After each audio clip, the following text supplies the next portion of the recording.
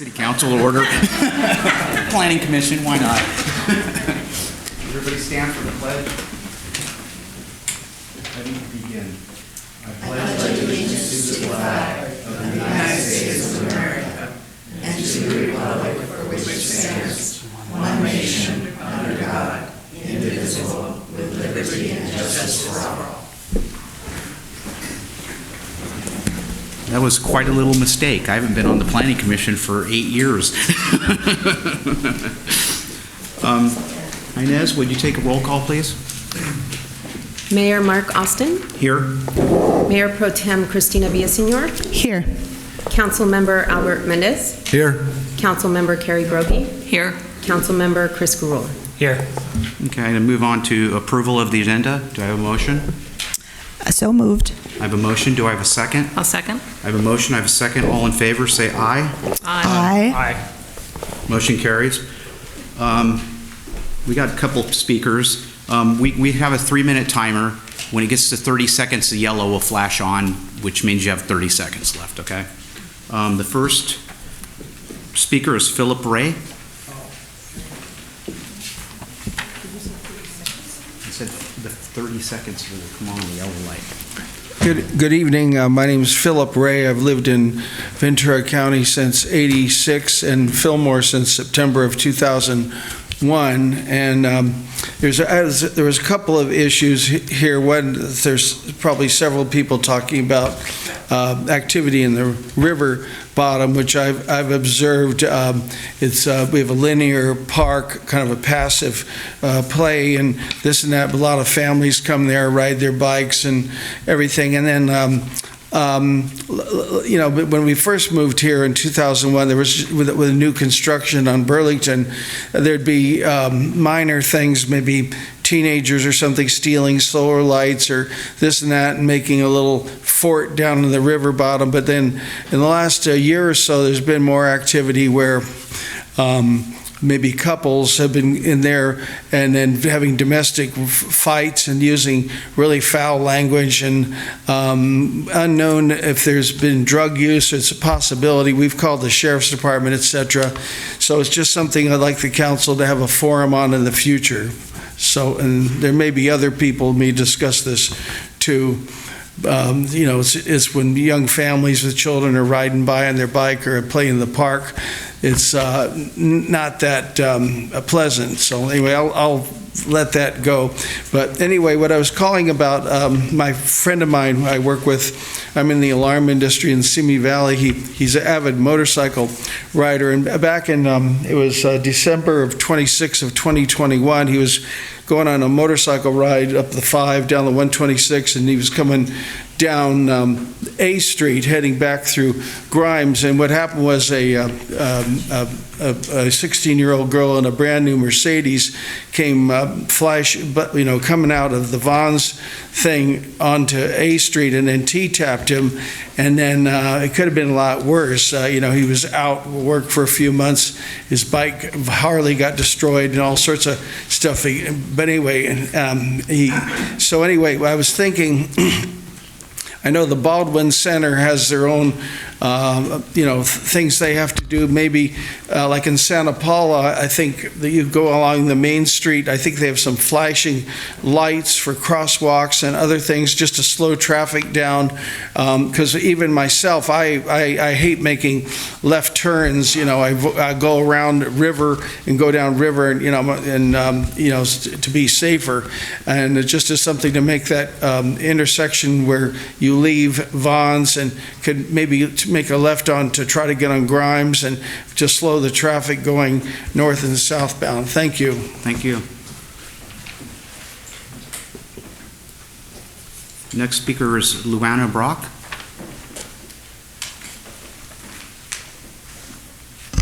Good evening, thank you. And before I start on my subject, so don't start my timer yet, I want to thank the city. Over the last few days, we've had a lot of challenges with the rain, and Public Works has been out and helping and doing a lot for the city, and I know it's a lot to manage, so I appreciate your help. Thank you.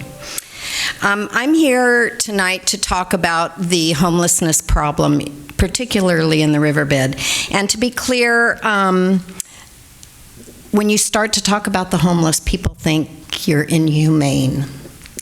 And I actually believe it's inhumane not to have discussions, not to address the problems. So I just wanted to share with you a few very brief stories of interactions that I and my friend have had, and try to stay within the time limit. Last Thursday, my friend and I were up on the bike path. We were walking like so many people like to do. That's what it was built for. And we were in the area around where the homeless come up and down through the riverbed. And it was made very clear to us after 5 people came up. One set up his camp in under the bridge, so you couldn't see him unless you went walking under the bridge. But the last person that came up was on a bike, as were many. But as soon as he approached us, there was a single whistle. He continued very slowly past me and my friend, and then there was another whistle. And not long beyond that, there was an electronic device of something that he used that made a lot of loud popping noises. I personally was a little intimidated. I don't intend to go back on the bike path. Another friend of mine goes down to Rio Vista Park, the open park, early in the morning with dogs, 5:30 in the morning. A gentleman wearing a backpack came up over the berm, went straight to her and started asking her for things like, give me a soda, give me this, give me that. Made her very, very nervous. She, as quickly as she could, collected her dogs. He followed her back to her car. She was extremely unnerved. This is right next to the elementary school. This is a park that we all use. This is a bike path that we all take walks on. After the gentleman went past me the other day, and then the popping noise, there was a family coming down the path. A man, a woman, and their 2 small children on their bikes. I wanted to say, stop where you are. Public safety is the responsibility of the City Council and the City of Fillmore, and that's why I'm here. Back in March, the end of March, after there was a large fire in the riverbed adjacent to the homeless encampment, a lot of attention got paid to that. I heard a lot of people around the city talking about whose responsibility it was, and nobody seemed... Can you please wrap it up? I will. Nobody seemed to have any answers. I contacted the Board of Supervisors, and I know that I did that because a meeting was held on April 22nd. It was orchestrated by Brian Miller of Kelly Long's office, and I was thrilled. I was thrilled with Brian for doing that. I was thrilled with you as a city for doing that. But here we are 8.5 months later, and we still have the problem.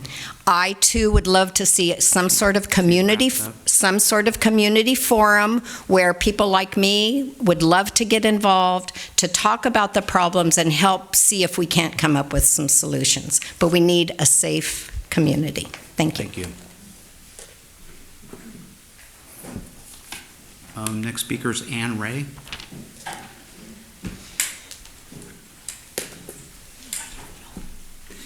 Good evening.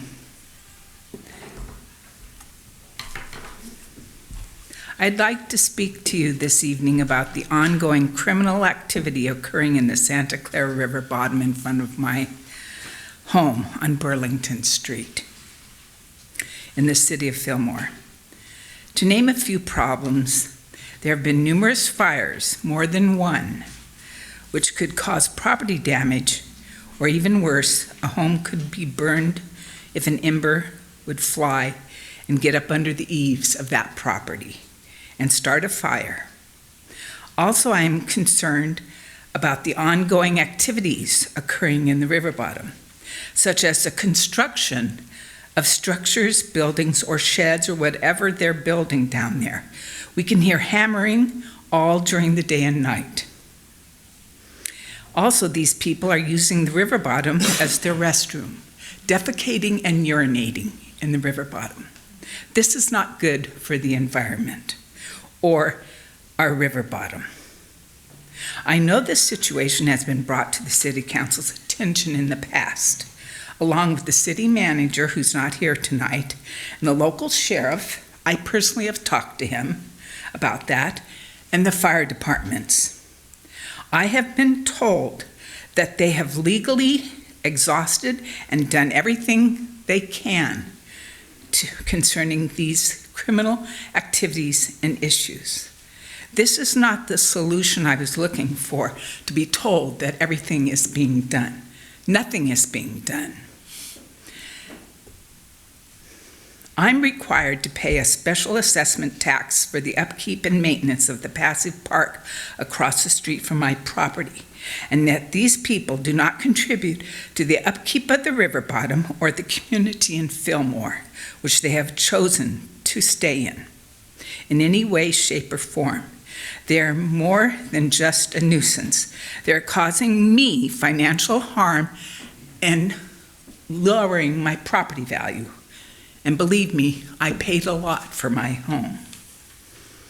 I feel it's a health and safety issue also because of the activities that are occurring in the river bottom. I feel threatened by their presence. They're violent, as Garo can attest to, by the calls that have been made to the Sheriff's Department. I am done putting up with the criminal activities. This is causing me grave concern as a local tax-paying citizen of Fillmore. I am requesting that the City of Fillmore start and form and conduct a forum for the community to attend in order to discuss a solution that can bring a resolution to this ongoing dangerous situation. Can you please wrap it up? Thank you for helping our city move forward with a resolution to the current very serious situation. Thank you. Next speaker is Ralph Jimenez. Good evening, Council. I live at 898 Union Pacific in the Riverwalk community, and I moved into that neighborhood in 2001, and for the past 20-plus years, there's been a total of 13 residents that have decided to move their fence out to the sidewalk. I don't know if I'm explaining myself correctly, but basically the city calls it their right-of-way, but it's our property, so people for the past 20 years have moved the fence out to the sidewalk. And for the past 20 years, the city has not had an issue with it. In September, I started doing the same thing that 13 other people have done, and the city decided to start litigation against me and is now in a lawsuit with me. I've been doing some research, and I understand. I'm not saying that I'm not going to take down the wall. What I'm saying is it's premature for that, because there's at least 3 properties that were issued permits for the same thing that I'm trying to do. There's a house that lives directly behind me that extended his fence out to the sidewalk, and he's been in communication with the city for the past 2 years, and the city has not taken any legal action against him. And I start this project in September, and the city has already decided to take legal action against me. I think that there's too many questions that still aren't unanswered, and I asked the city council, because I already talked to Dave and Dave wasn't willing to do it, I asked the city council to suspend the lawsuit until all our questions are answered and all our concerns, because I've asked the city for numerous things. I've asked them to show me where it says I'm an encroachment, and for the past 3 months, they haven't been able to show me. I went in there again today, and they still haven't shown me anything. And, I have a question, how could other properties get a permit for the same thing I'm being sued for? I already, replaced the grass. I've already put everything back to normal. The only thing that's still there is the wall that they're saying that I'm in violation of. And like I said, I think it's premature that I have to take the wall down. I have a lot of questions, and I asked the city council to suspend the lawsuit until all our questions could be answered, and all the other 13 properties have questions they need to ask.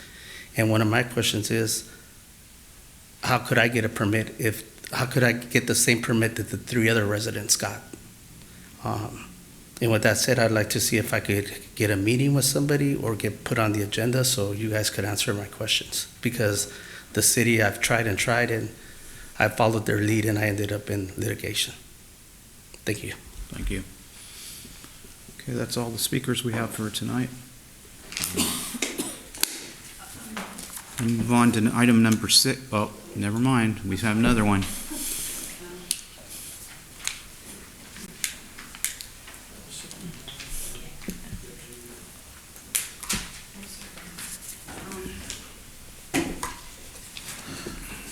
Well, Mayor and Council, I understand, I've even heard rumor that there are showers that have been provided down there in the river bottom. I want you to know I'm not in favor of having any program for the homeless here in Fillmore. Though I worked as a volunteer for several years at a church that gave food to the homeless, I personally gave additional help to some of those homeless people. I saw these people every week. The majority had either an alcohol or drug problem or both. Where do they get the extra money to purchase addictive substances? I believe that there is a direct relationship between the crime rates of theft, robbery, and burglary and the numbers of homeless people in a town. For example, the beautiful city of Ventura. In February 2022, they counted 713 homeless, and Fillmore counted 8. Ventura has 7 times Fillmore's population. Yet 2019 FBI statistics show that Ventura had 22 times the violent crime as Fillmore and 24 times our property crime. John Roseman, a North Carolina psychologist, said, quote, "Everyone is expected to be a contributing member of society," unquote, and, quote, "Everyone is responsible for his or her own behavior," unquote. The majority of these people cannot work due to substance abuse and their own poor choices. If our city helps them, more will be encouraged to come for free help. As the homeless population increases, so will the crime.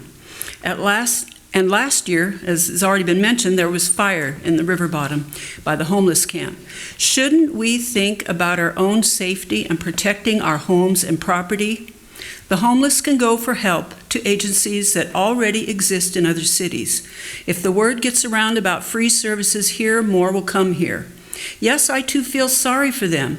My 59-year-old sibling, after unsuccessfully going to several rehabs, died of overdose.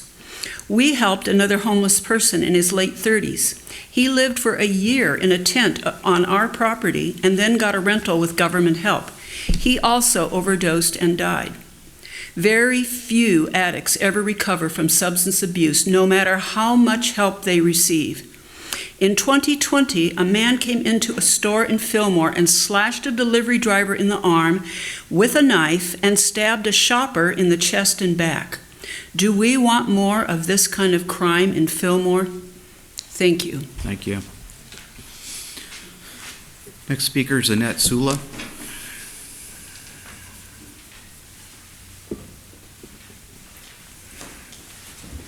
Good evening. I'm so excited about our new city council.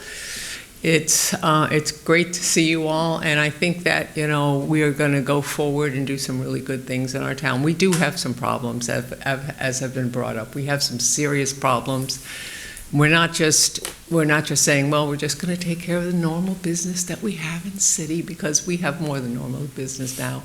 And I've heard the speakers that have spoken already, and I too am very concerned about what is happening in our community. I moved here 36 years ago, I believe it was, and you know, there was almost no crime here. I mean, we went through a short period in the early years there where we had some problems with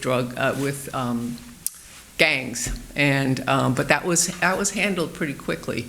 You know, I know we have tremendous good law enforcement here. We have a great fire department. We have a wonderful city council. I believe we can make our city better, but we can't make it better without dealing with the issues that are here. So please make these things that you're hearing about, make them agenda items so that we can really start having some input so that we can take care of the things that we can take care of and leave the rest in the hands of God who loves us. Thank you. Thank you. Okay, we're going to move on to consent calendar. Do I have a motion to approve the consent calendar? I'll make that motion. I have a motion. Do I have a second? I'll second. I have a motion. I have a second. All in favor, say aye. Aye. Motion carries. We'll move on to item number 7, 7A, review of the 2020 Urban Water Management Plan update and set a public hearing for adoption.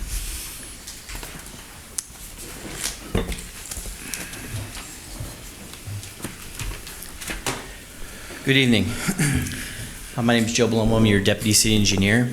And with me tonight, I have Becca Bluski from MKN Consulting, who helped prepare the update to the two plans that are going to be presented here tonight. The 2020 Urban Water Management Plan and our Water Shortage Contingency Plan.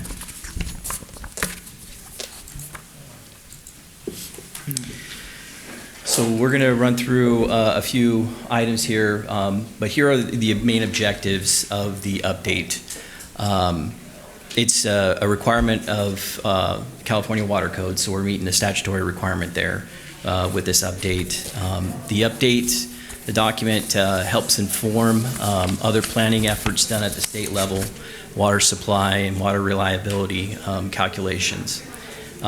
It helps us do long-term planning for our water system and helps us, understand our needs near-term and future term. It also helps develop the integrated regional water management plan, which is the method by which the state hands down money, grant money. So that's something I think that we're going to be getting into in the near future is applying once state funds get applied to the integrated water management planning process. So I'd like to turn it over to Becca that's going to talk about the nuts and bolts of the update, and then I'll come back. Perfect. As I mentioned, as Joe mentioned, my name is Becca Bigalski, and I'm the operations manager of the Ventura office for MKN. So to start the urban water management plan, we did develop a schedule for everyone. And just so you know, these dates are necessary for completing the urban water management plan. So we kicked off back in September of 2022. We have had 2 postings for the public hearing that is tonight of the review of the urban water management plan and water shortage contingency plan. We had an administrative draft that city staff reviewed in October. With that, we made a few updates and made this public draft, which you guys have for tonight. And then we are here at this meeting tonight, which is your public hearing and adoption of the urban water management plan and water shortage contingency plan. And then our final submission will be later this month, barring any comments that are made tonight. We can make some changes. So a little water system overview for you. The city of Fillmore's water system incorporates the city in its entirety. You guys are in the Fillmore groundwater basin, and the city does use recycled water from its water recycling plant to serve some of the grass areas in the community. There are 3 supply wells, which are wells 5, 7, and 8 throughout the city, and those supply the city with all of its water. There's 6 million gallons in storage reservoirs throughout the city and 42 miles of distribution piping. So one of the first items we do with an urban water management plan is look at a city's population. So this is the 2020 urban water management plan, so we use the 2020 population, which was 15,566 people. We then take an annual growth rate of 2% applied through 2025, and then 1% thereafter to project out the city's population through 2045.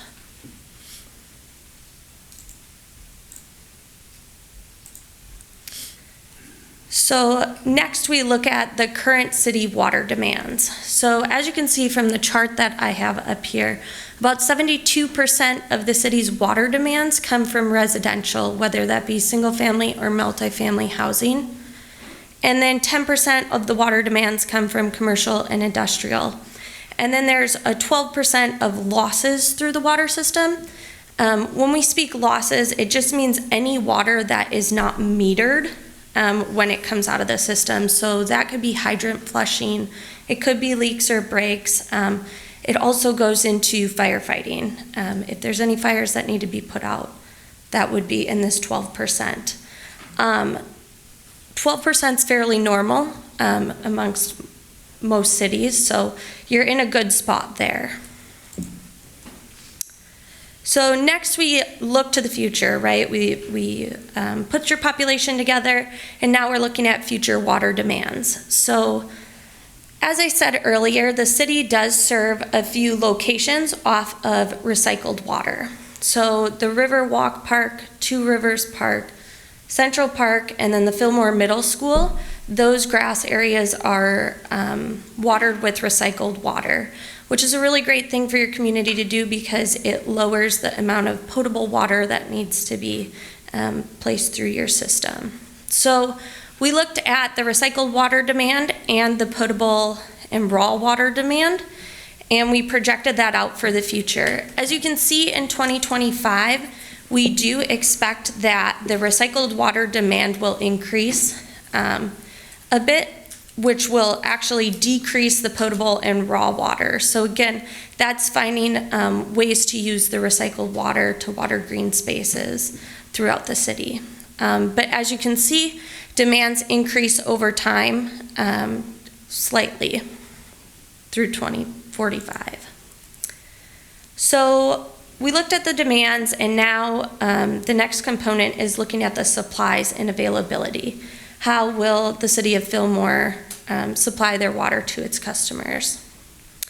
So wells 5, 7, and 8 are the main supply for the city, and supplies are around over 6,000 is what we're projecting for the future.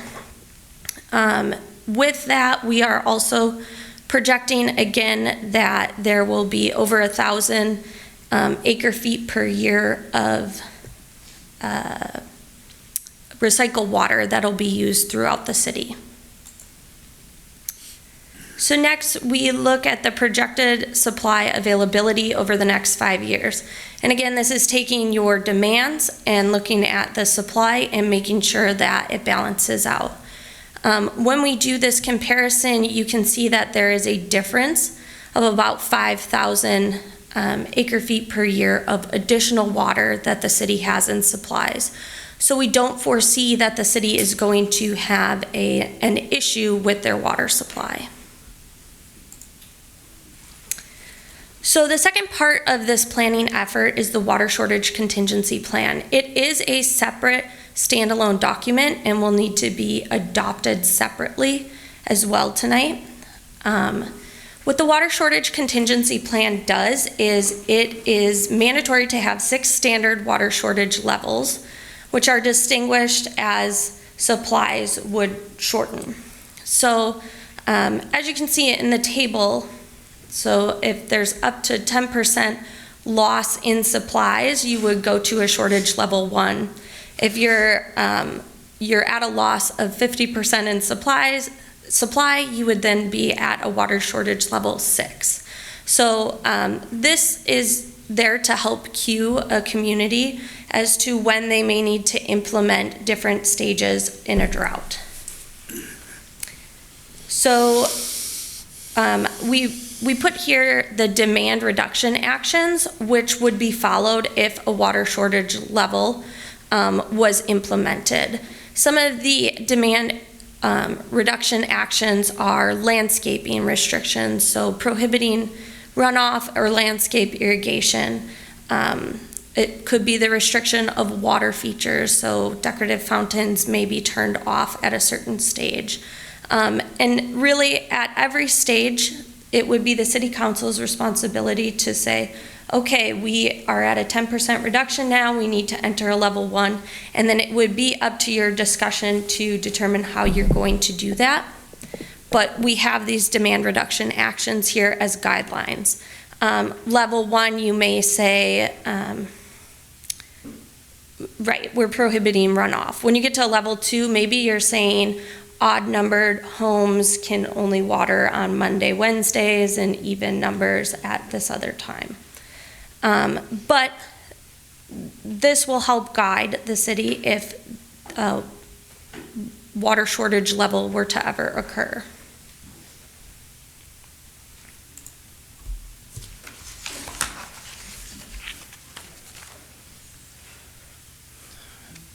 So, this is a presentation of our draft 2 plans, and we're asking for you to receive, review, and comment, and then we're asking also as part of this action or this item tonight is to set a formal hearing at the February 14th City Council meeting.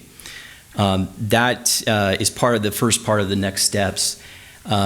After the adoption of it in February 14th, MKN would upload it to the state, and the state would take some time to review the document and may provide additional comments. At that time, we would address them and then resubmit to the state. It doesn't necessarily have to come back for a public hearing unless we feel like there's a substantial change, and I'm sure that we would get guidance from the state if it came to that.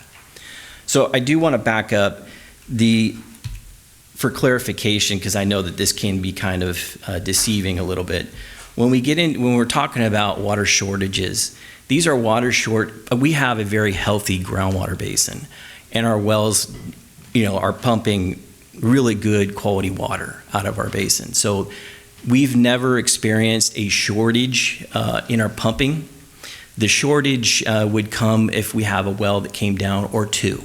And that's what the scenario just recently played out. We were on 2 wells, and we had one that had an issue, and we had to shut it down. So we were operating on 1 well, and we didn't experience a problem in demand.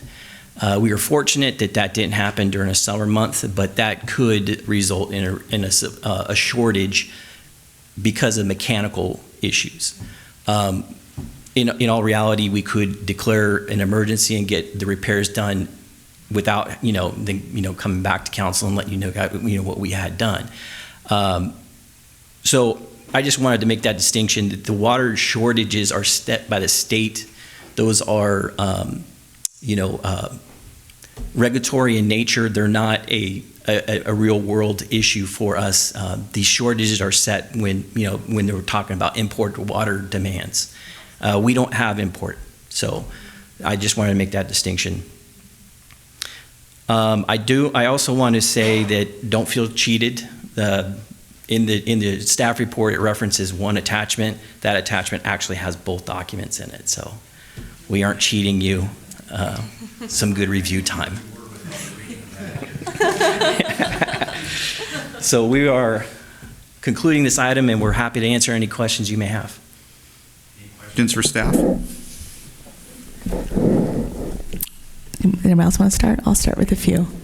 Okay, thank you very much, both of you, for your presentation. Appreciate it. This is a lot of work, so thank you, MKN.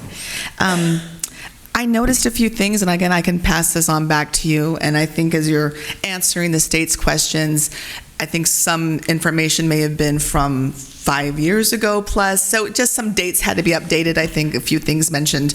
We'll get to that in 2017. I said, oh, yeah, I think we need to make sure that part is updated, so I can send those direct comments to staff. Also, I just want to note, I think it's in the contingency plan, when it has the contact information for our city staff, that needs to be updated. Okay. So just wanted to make you aware of that. And a question, again, back on the contingency plan, and when it's sort of spoken about all the different things that could happen, earthquake, flood, all these different things that could possibly be a danger to our water supply. One thing I didn't notice was fracking or hydraulic fracking, or and I know this was an issue. Probably some of my fellow council members know. I think back in 2017, that about a mile north of our Fillmore water table, our aquifer, that was a possibility. So I don't know if you can speak to anything of that now. It wasn't mentioned as one of those particular things. Is that because that's not happening, or I just want to know if that particular risk was not entered into this, and if it should be. So the state provides guidelines as to what should be assessed. I would say fracking's not a typical guideline that they have put out there that needed to be addressed. But if that is a concern for the city, we can take a look at it and add some language into the report about that. Okay. All right. Thank you. And one other thing that I did want to note, and again, excuse me for not having my page number correct, but in the mitigation plan, I think the city has a list of sort of high and low priorities. Actually, yeah, I do have it. It's, let's see, I think on page 357, this is a certain table about, 363. This is mitigation action priorities. And I think basically through city staff and through your agency kind of went through these different areas. And I'm glad to see that continuing and enhancing the public outreach program about wildfire education is also a very high priority, and maintaining our wildfire hazard fuel reduction plan. But I did notice that let's see here. Action number 5, identify and pursue strategies to increase adaptive capacity to climate change was a medium benefit, a low cost, but and it says, is project grant eligible? And it said no. And anyway, I know we can go into more detail with staff about this, but I just wanted to make sure that that kind of information, or the idea of working on climate resilience, is something that we do prioritize for the city. So I'll forward those comments on. Perfect. Thank you. Thank you.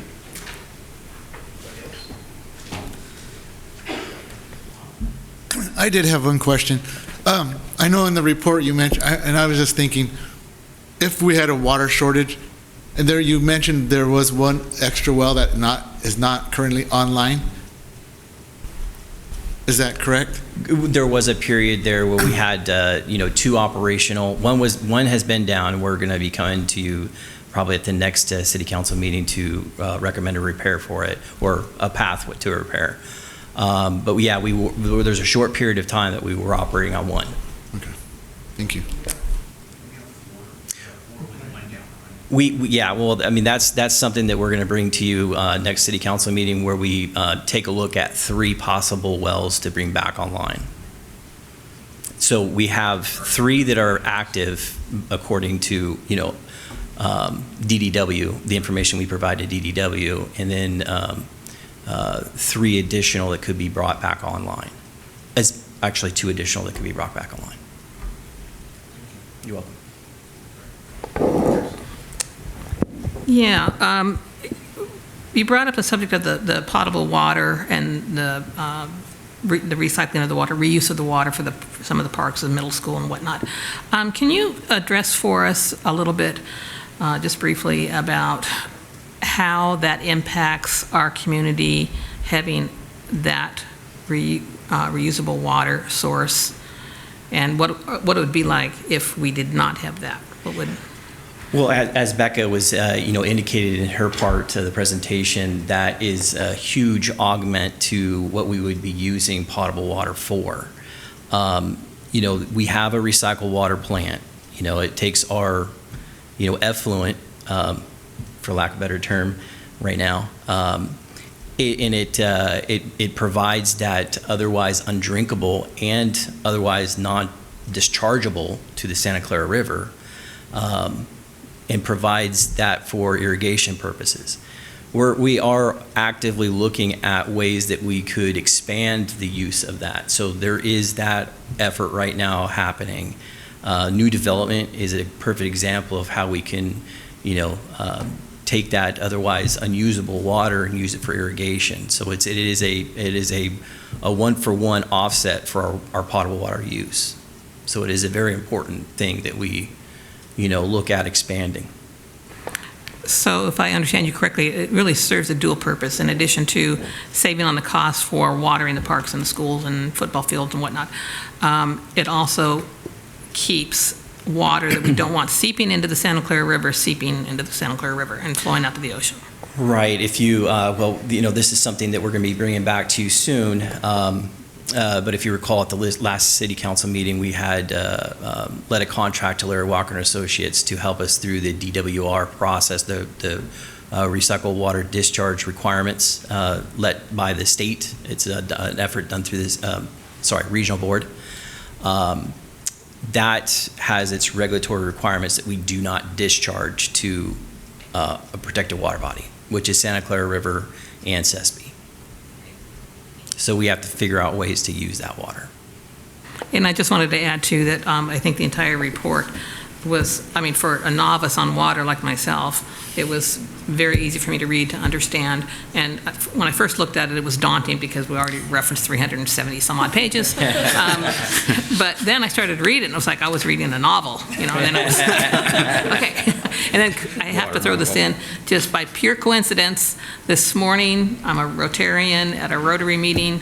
Our guest speaker spoke on his experience working on purifying water. So I felt like an expert.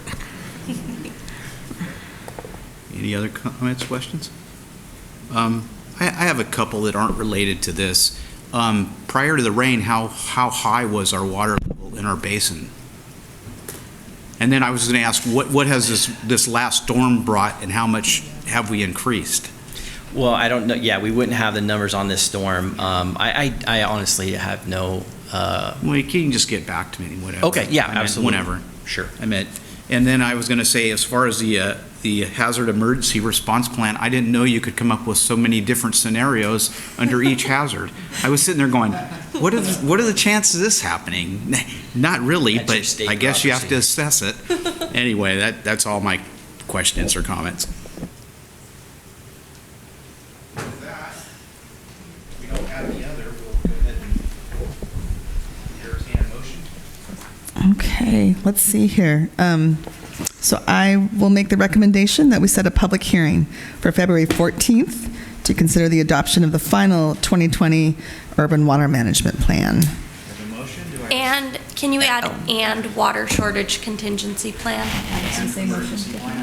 Oh, okay, and adding in the contingency plan. Yes. Water shortage contingency plan. Okay, I amended that motion. So there we go. Now, second. I have a motion, I have a second. All in favor, say aye. Aye. Motion carries. Okay, thank you. Thank you. We'll move on to item number 7B, City Council affirmation of City of Fillmore local emergency declaration resulting from the severe weather. Thank you, Mayor. And good evening, council members and residents. As you are aware, on January 4th, Governor Newsom declared a state of emergency due to the severe weather issues that we've been having in the state and that we are anticipating to continue having. And so Government Code Section 8630 authorizes the Director of Emergency Services to declare a state of emergency, and that is pretty much the city manager who did that. So there was a proclamation that was done yesterday. That proclamation is good in effect for 7 days, but we are respectfully asking City Council to affirm the proclamation because we're not quite sure how much longer the weather conditions may continue.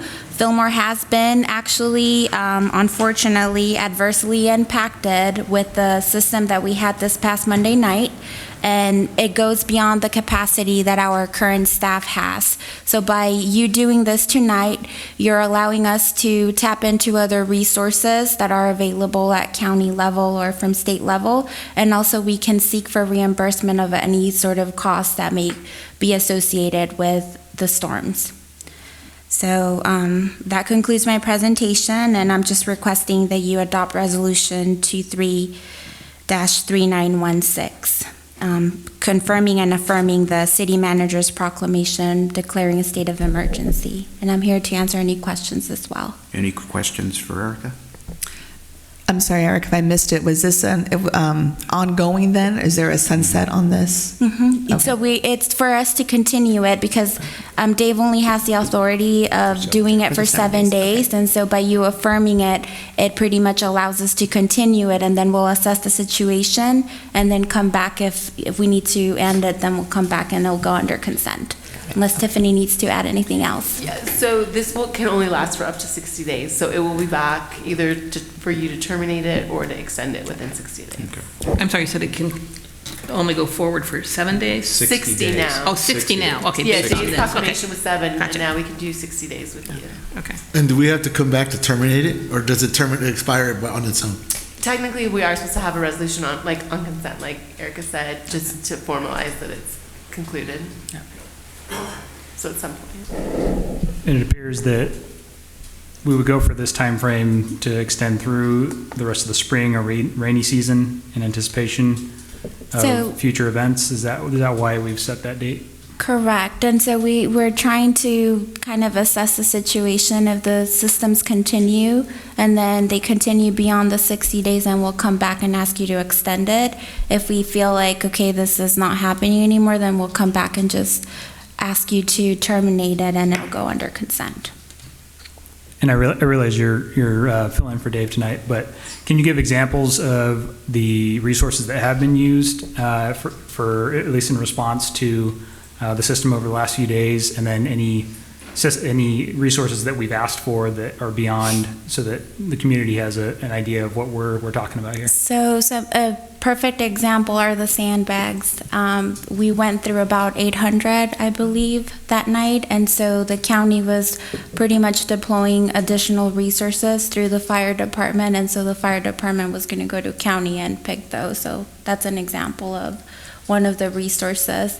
Also, not fiscally as well, we have incurred an additional overtime of staffing, and so we can go back and request for reimbursement for that time of extra staff that we weren't accounting for. And I don't know if Chief Garola wants to add anything else. Just add, so part of what this allows also is that we don't have to go through the typical competitive bidding requirements. Mm-hmm. So for example, when the roads needed to be cleared and we needed to get specialized dump trucks that we don't have, we can just go get those and rent them without having to bid. That's, Tiffany was right spot on that. Equipment that we may not have, we have to go out and get. Again, the overtime, extra hours for staffing. A big cost was K-rails for the slough off on A Street. So anything that may come up that's out of our normal daily maintenance of our streets and other facilities we have. So, yeah. Any other questions, comments? Okay, I'll entertain a motion. I'll move to approve Resolution 23-3916. I have a motion. Do I have a second? I'll second that motion. I have a motion. I have a second. All in favor, say aye. Aye. All opposed, motion carries. Okay, we're going to move on to item number 7C, preservation of local government appointment of standby officers. Thank you. That item is mine. The California Emergency Services Act acknowledges that in case of a war, enemy attack, or a state of emergency, the continuation of local government is essential to preserve law and order and to restore or continue any sort of governmental services. And this act also authorizes members of the council to appoint up to 3 officers that could act on your behalf if there were any of those circumstances. Something that I wanted to point out is that it should be noted that the qualifications of each standby officer should be carefully investigated, and consideration shall be given where they reside and work, so that you can have those officers appointed, but they can also be a probability of survivorship. And also, the duties that the officers are required to follow. Those, number 1 would be to inform himself or herself of any duties of the office, and to keep well informed of the business and affairs of the political subdivision, to the extent necessary to enable that standby officer to fill the position if need to be. And by doing so, it may be a requirement for them to stay up with the council meetings and what's happening with the city. And so tonight I would like for council to provide the name of 3 standby officers, and we can start by going through the mayor and then going down the list, and we can write those here and then have them ratified. Okay. I guess I'll start. Number 1, Diane McCall. Okay. Number 2, Steve Conaway. Number 3, Tim Holmgren. Okay. Mayor Pro Tem Villaseñor.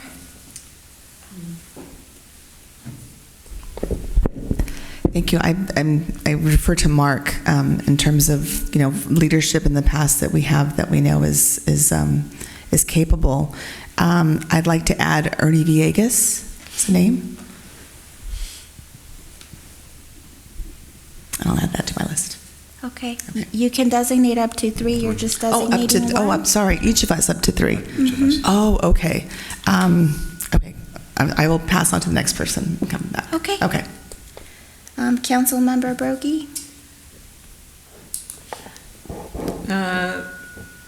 I have listed as my first standby officer is Brian McCarthy. Second standby, duplication of what Mark said with regard to Diane McCall, and I don't know if that's an issue or not. If we have 2 people, okay. That should be fine. And then the third standby officer would be Ernie Villegas. Okay. Councilmember Mendez? I had Kevin. Okay. Is Kevin the only one? Yes. Okay. Councilmember Gurrola? Yes, I have Simone Alex, Okay. Dan McCall, and Juan Pablo Herrera. Okay.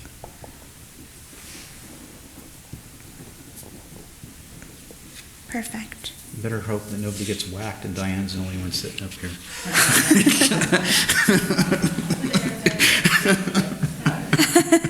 Well, did you actually call and ask her? Yes, I did. So did I. So did I. Well, she wanted to be 1, 2, and 3. So I think she would be wonderful, but I do have a question regarding former Mayor McCall, and that is about location. And we're just thinking long term. Am I right about her location perhaps changing soon? No, not No? real soon. Not real soon. Okay. Okay. I mean, we're talking several years. And Tiffany, Dave, and I had talked about making this a routine item, so it's going to be every election cycle. So every 2 years, we're going to bring this forward to make sure we keep the list updated. Okay. And have the opportunity to add more people if you want. Okay. So because people do move and retire and things. Okay. Perfect. Thank you very much. Do we need to do anything on a motion or anything? Or are we just okay to move on? Okay. Okay. Okay. Okay. Move on to item number 8, committee, commission, and board reports. Anybody want to jump in? I have a report. I attended a VCTC meeting earlier this week, Ventura County Transportation Commission, and it was it was a very lengthy meeting, lengthy agenda, but one item I specifically wanted to bring back to council here because it specifically pertains to our city, Fillmore. VCTC is working on updating and putting in brand new broadband infrastructure throughout the county. And I'm a little confused as to why, maybe Christina can answer this because she was on VCTC previously, but I'm a little confused as to why VCTC would be responsible for broadband in our cities. Can you answer that? So actually, I wasn't the representative. Lynn Edmonds. Oh, that's right. But what I know about broadband, well, from what I believe I know, is that it was starting in the larger communities, the more urban communities, and this is going back to like ARPA fundings and sort of federal funds coming down, and eventually wanting to moving into the more rural communities. So that's just the visual impression I have of it, kind of being more in Oxnard, Ventura, maybe the Thousand Oaks, and then as they move to to smaller communities. You know who's a good one to talk to about that is Ernie. Yeah, well, they're actually going to start with the city of Fillmore, actually the 126 corridor. Right. So, and ideally what they plan to do, this may have changed since the railroad trestle was washed out, but they wanted to follow the train tracks from Ventura and drop in the broadband to enhance services throughout the entire 126 corridor, which I think is great. So it's not very often that Santa Paula, Fillmore, and Piru are at the top of a list of something when it comes to the county level. So I was elated to hear that. So it still won't happen for a little while longer, but it's a 32-mile stretch where they will literally be dropping the broadband cables under the ground, following the train trellis, and I just think that's great. Again, I'm a little baffled as to why the Transportation Commission is focusing on broadband services, but I'm not going to complain. So anyway, so I just wanted to pass that on. So that's my report for VCTC. I want to add that I think tomorrow's meeting that you're going to be attending. Have the mic on. Tomorrow's meeting that you're going to be attending, I was reading that agenda, and I think they're going to cover that. That was part of. Tomorrow's agenda is VCOG. Yeah, and I think that's on there. I was reading that Really? on there, Okay. the broadband. Okay, anybody else? Anybody else? Okay, seeing none, we'll move on to item number 9, City Council reports, recommendations, and comments. I have a few. Okay. Okay, all right. I'll start with the homeless count and time. So I want to thank all of our speakers who spoke earlier about their concerns regarding Fillmore's homeless population, and the willingness to come together in community and to dialogue and to see where we can be solution based in dealing with our population.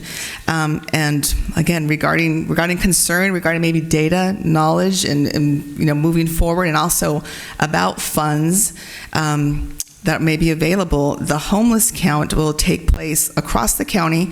It's a point in time count, which means everyone will go, all volunteers, and I think they're looking for more volunteers. There's over 150 so far, but they would like to be up to nearly 500, so there's a big push in the next few weeks. This count will take place across the county, including here in Fillmore, on Tuesday morning, early morning, 6 a.m., January 24th. So 2 weeks from yesterday. And I am the city lead, and the city has put out on social media a link to register to participate. So check the city's social media, but if you would like to participate, you're not on social media and you're watching this, then feel free to contact the city at the main line or my email, which is cvillasenor@fillmoreca.gov, and I'll also be posting on my social media. Again, we welcome volunteers, and this will be in conjunction with the Sheriff's Department. I spoke with Garo, and we will have a sheriff accompany the group in this count. And the count may be a little bit different this year, especially since we just had the rain and we know the encampment. There might be still a few homeless there, but others may be in other parts of town and may have moved out of the riverbed. So that's my first one. The second is tomorrow evening, Thursday, the 12th, at 6 o'clock at our newly renovated and reopened Fillmore Library. There will be, the VC Transportation is having an unmet needs meeting. So this is to talk for residents to come and to share with VCTC the unmet transportation needs here in Fillmore, Piru, the Santa Clara Valley, and if you can't make that meeting, you can submit a comment online. And again, I'll make sure the city can hopefully post that on their website and share on social media. And my third request is regarding a potential upgrade to our IT system here in our council chambers. And just give me a minute to give a little bit of background.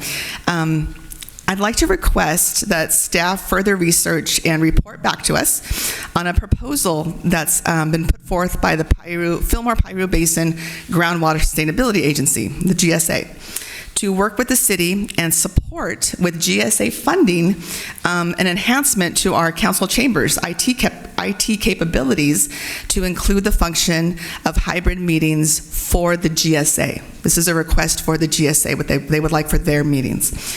A little bit of background. Governor Newsom declared a state of emergency for COVID-19. That declared state is due to end on February 28th. Public agency meetings are due to resume fully in person. Of course, we've been back in person, but others like the GSA have been meeting, and other public local agencies have been meeting via Zoom fully. However, there's been a passage in the signing into law of a bill called AB 2449. This was in September, and Governor Newsom signed it. It allows for public agencies to hold hybrid meetings, meaning as long as there's a minimum of a quorum of the governing body meeting physically. So, for example, if the GSA came and 4 out of our 5 directors for the GSA were in person, they would be able to have a hybrid meeting, meaning having, the Zoom capabilities or, basically teleconference, video conferencing capabilities for other attendees. Prior to the pandemic, the GSA met here in council chambers. During the pandemic, the GSA found that teleconference Zoom technology served the GSA very well. Meetings continued without interruption.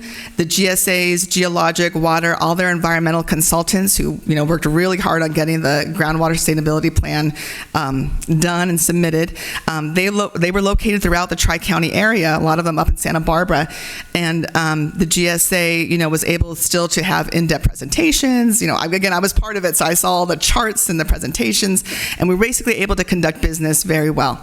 And on top of that, the GSA found that they had really high levels of community stakeholder involvement, meaning the pumpers, right, our local ranches, the owners, the people who are part of the Fillmore and Piru Pumpers Association, they were able to participate via Zoom, right, rather than probably not too many of them were coming to council chambers, and get really involved and be involved in the planning of the groundwater sustainability plan.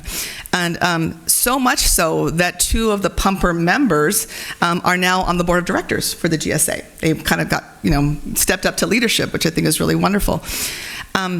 Sorry, this is long-winded, but I just want to give you all the background. The GSA has funds available. This is still, we haven't delved deeper because we need to have council consider this moving forward, and they're applying for additional funds.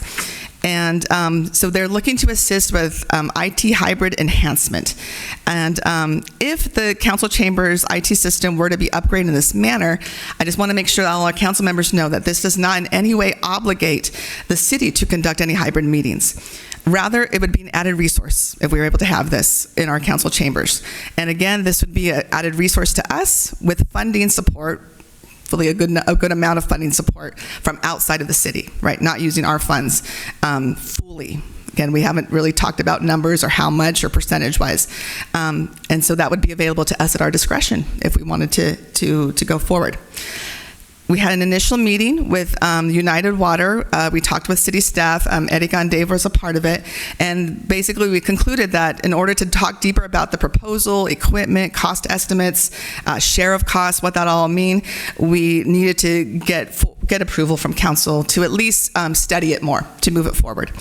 And Apex also was on this meeting, and they said that they would be happy to, again, at council direction, if we went so forward, to explore this further and to do a bit more research.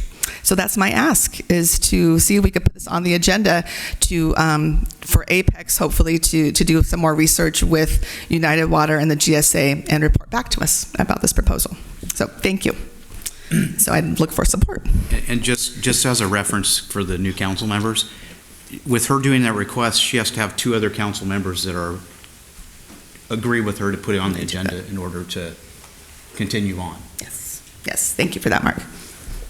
Yeah, I have no objection to having staff or Apex look into this a little bit further.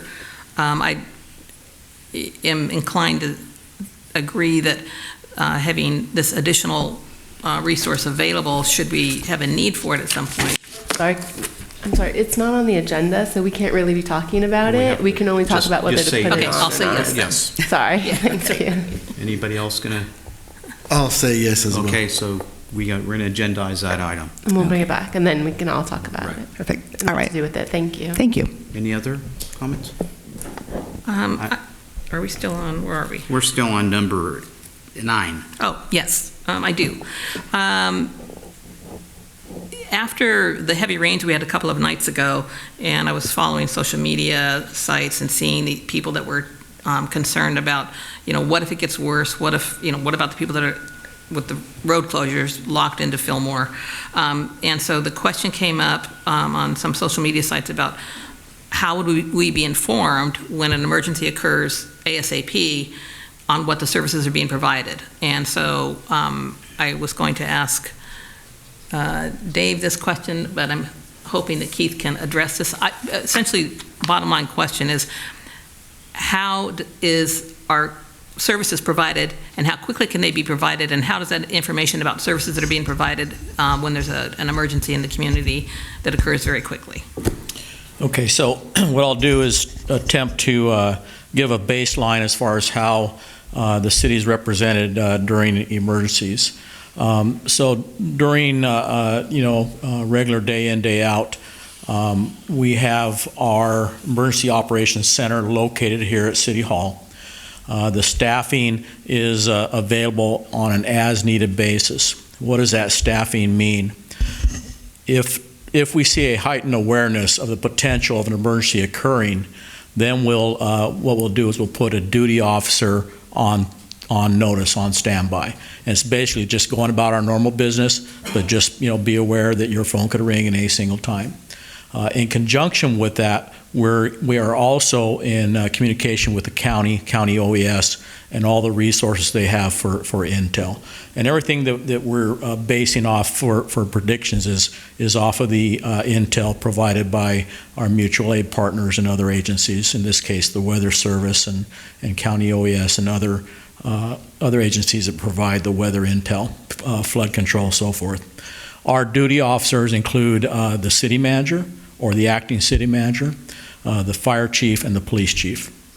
So during this built-up of potential rain, both Garo, myself, and City Manager Rollins were meeting, and we were having intel sessions. We also, I think, brought in Troy, our new Public Works Director, to include, ensure that the staff or infrastructure was squared away.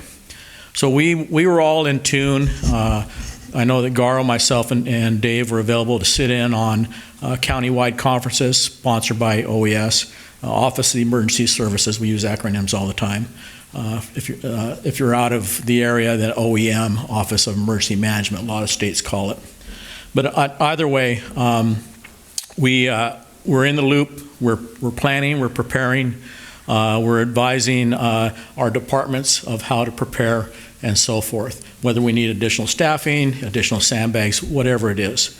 And again, we are set, and it is a process that we go through anytime there's a buildup for an emergency. If it's in case of an earthquake where it happens just like that, then again, the same process exists, except for there's no buildup, it just happens and we start staffing. And obviously, if it's an earthquake, then we'll start staffing all the positions that we have to start planning for the response, and it can continue all the way through the recovery. In this case, for the flooding and debris flows we had, we're into the recovery mode at this point in time, but still preparing for the next response coming up possibly this weekend. So that's the process. As far as notifications go, we are in contact. We used to have an AM radio station that we had to sign, stay tuned. I think it was 1610 AM. It was a license that we had to pay for year after year. And I believe a few years back we discontinued that based upon the different forms of social media and media contacts. So we do have the ability to go on social media, all of the forums that are out there. We do have personnel that are trained and authorized to post. It's been a recent philosophy that unless the incident is directly impacting us, that we're probably going to just refer the public to those who have the jurisdiction for impact. For example, the Thomas fire. A lot of fire, a lot of flame, a lot of smoke. You can see it just right across the river here. But in reality, the potential for hitting Fillmore had to do with a weather change that never occurred. So we didn't do a lot of posting. We did do a lot of referencing. Refer to county OEM. They do have, those of you that were familiar with Reverse 911, it is now called VC Alert. And you can just go to vcalert.org. It's English and Spanish both. And you can access the alerting system, which allows you to be contacted however you prefer. Email, text, cell phone. I think they still have instant messaging. However you prefer, you can sign up for it. You can sign up for your cell phone, for your residential phone. Emails, however you prefer. You can sign up for multiple locations. If you live in Fillmore, but you work in Ventura, you can sign up for texting in both areas. If there's a flood in Ventura or an earthquake in Fillmore, whatever it be, you can get multiple notifications. If your kids go to school out of town, you can get a notification depending on where you register that device that you're going to be able to get the messaging on. So again, we encourage all of our citizens in Fillmore to sign up for VC Alert, and you can also go to Ready Ventura County, and it also provides a lot of good information for messaging. We probably did miss an opportunity to keep our citizens informed by not going on and saying, hey, things are looking good in the city, here's a couple of streets that are closed, and you have the opportunity, if you're worried about driving to work down I-5 tomorrow, go to the CHP website. We probably should have done that. So we missed that opportunity. We know that for the next venues coming up, not venues, for the next potential incidents coming up, that's something that we learned that we probably should, even though it doesn't impact us, it impacts our citizens and or as far as the jurisdiction, because people live out of town drive out of town, work out of town, and then also just the matter of controlling rumors. If we don't address or refer somebody to the correct locations, then people start making up information. We do know that there was one false alert that came out, I believe, on the VC Alert, and that it happens every once in a while. It's human operated. There was one false alert that caused some rumors that there was evacuations going on in Fillmore, which was not the case, and that was retracted. So most of us during the storms, if we were watching the news or TV, we heard the big alerts come across the screens, storm watch in Ventura County, flooding in Fillmore, potential, and so forth. But that's kind of the alerting process and the notification process. Hopefully did that answer your question? Yes. Okay, great. Thank you. Thank you, Keith. And these are available in the foyer here. And again, you can go online to access the information. Okay. Anybody else? I actually had a similar kind of question, but more in regards to we're updating the emergency operations plan with our standby officers. Could we also look at how we're communicating as part of the emergency operations plan with especially the the lower alerts? The stuff that builds up to, hey, here's an emergency alert, evacuate, or whatever it may be, and whether or not, I believe, Erica, we've kind of discussed maybe potentially a system within the new website that might be able to kind of handle those kinds of things. I was going to give that in the update. Yeah. Mm-hmm. So anyway, if you could talk a little more to that or how it could potentially integrate with the emergency operations plan, I think that potentially could be the way to go, especially with rumor control. Perfect. And I kind of think one thing that would fix that would be, because a lot of the elderly used to watch Channel 10, but it's now been down, so there's no access to it. So if we can get the access brought up quicker, that's how a lot of the seniors view our council meetings and everything in town, so. And I can provide that as part of the update for Channel 10. The spectrum was out here end of November, and so they were able to do some testing, and it looks like they'll be back in February, and we're already teed up to complete the process to bring the Channel 10 back online. That's good. So it's in progress. And with that, I'd like to thank our Chief Garo. This will be his last meeting with us. I was going, when is the 22nd? Oh, that's less than 2 weeks from now. So thank you, Chief. It's been a pleasure working with you the last 5 years. We'll miss you. Thank you.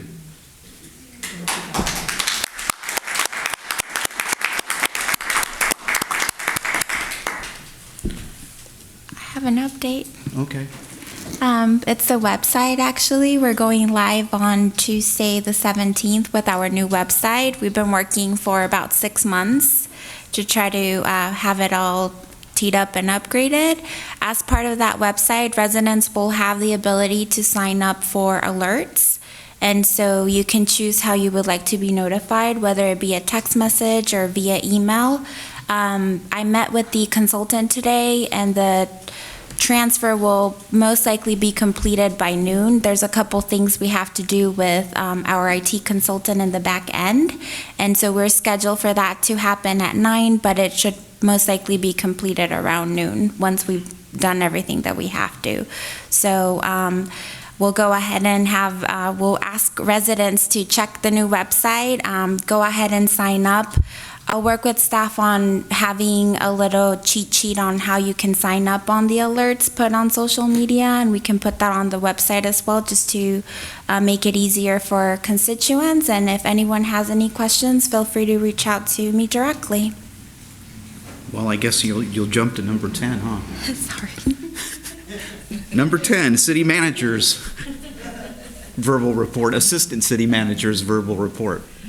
That was the only update, and thank you, Mayor Pro Tem, for giving the update about the unmet needs. I had that on the list as well. Okay, and with that, we're going to move to closed session. We're going to discuss 2 items in closed session: a conference with legal counsel, existing litigation. The city will conduct a closed session pursuant to Government Code Section 549569D1 to confer with legal counsel regarding litigation to which the city is party in the matter of the petition for review and proposed tax reallocation of the cities of Fillmore, Los Angeles, Ontario, Palm Springs, San Diego, San Jose, and County of Sacramento. The other item we'll be going into closed session for the conference with real property negotiator. The City Council will conduct a closed session pursuant to Government Code Section 54956.8 to enable the City Council to consider negotiations and give direction to negotiators regarding the certain real property, 308 Chambersburg Road, State Highway 23, with potential purchasers. And with that, we'll go to closed session.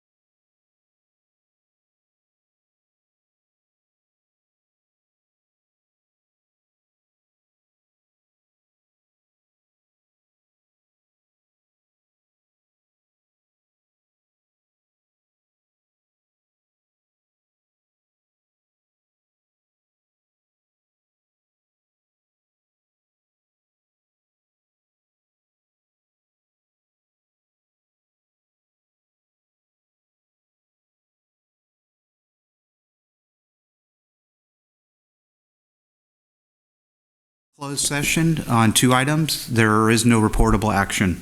And with that, I'm going to adjourn the meeting to our next regularly scheduled meeting of Tuesday, January 24th. Meeting adjourned. Okay, thank you.